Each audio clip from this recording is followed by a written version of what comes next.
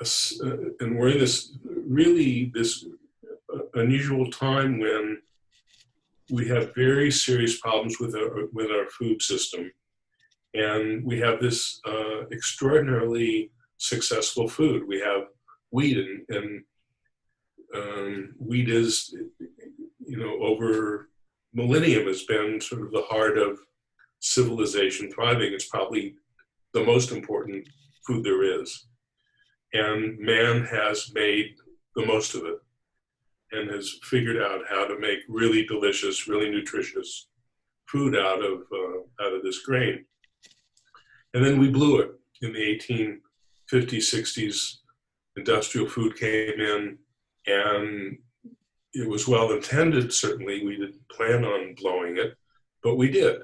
And there's been a series of blunders that have progressed from that, and we're kind of stuck now. We have a whole series of problems that we have to deal with within the food system.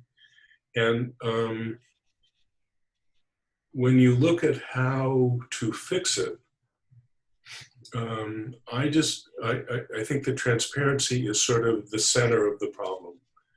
On the graph or on the chart that David did, there's a secrecy that comes out of the cereal industry. It's very hard to get a straight answer out of anybody. Aside from the nutrient side of this is culture. That when we'll have these different wheats, and we had a wheat that I brought back from Italy, and it did pretty well one year, and then it really it was a failure. It was very low protein. It didn't have a lot of character, and everybody thought, no, this is really, it just should be blended or fed to chickens. And there was one woman in LA who used the cold ferment, a Belgian ferment, and made fabulous bread with it. So you can take bad wheat that is unacceptable wheat and make great food with it. So we've lost all that. In the 1860s, we lost the nutrition, we lost the culture, and there's just so much activity now going on around the country in discovering variations and diverse wheats, and the whole idea that an industrial wheat, a successful wheat, is a wheat that is high protein and will always perform the same way. The home baker, the best flour is the flour that you can use in the recipe, and it always performs the same way. So wheat's not like that. Wheat is diverse, and it's good that you can use wheat the same way all the time, but you're losing a lot. You're losing culture, you're losing flavor and characteristics. And also, I have to say, whole grain is really delicious. That once you start to hand really good wheat coming out of good soil to a talented baker, you just get just wonderful food. We have some learning to do here.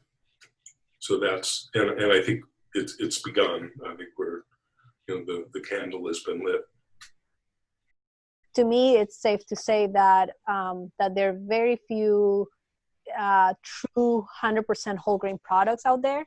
So at the end of the day, if I really want to eat more whole grain, 100% whole grain product, might as well just make my own at home, because I know I have to mill it at home and make it at home. So I know I'm getting all those high nutrient density product that I might not be able to get in the store, because there are very few, or like yourself, you have that pasta, the community greens pasta.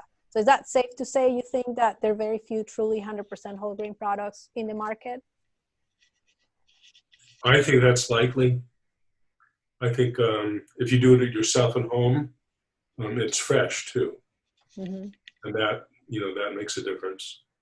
We were impressed with Bob's Red Mill. That seemed to be, but I don't know that, there's so much secrecy in obfuscation in marketing all these products.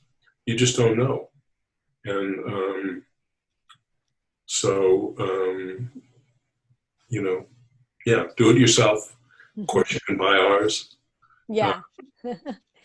Well, or there is a lot of room to grow in this market, you know. Yeah, I mean, yeah. Well, it's, so as you said earlier too, the customer will start demanding it if you make the good case for it. And so if Community Grains is successful because they're transparent, then I'm sure that'll lead the industry, or at least that niche of the industry, to become more transparent, just to make customer expectations that are changing as we're showing them that this is the healthier option.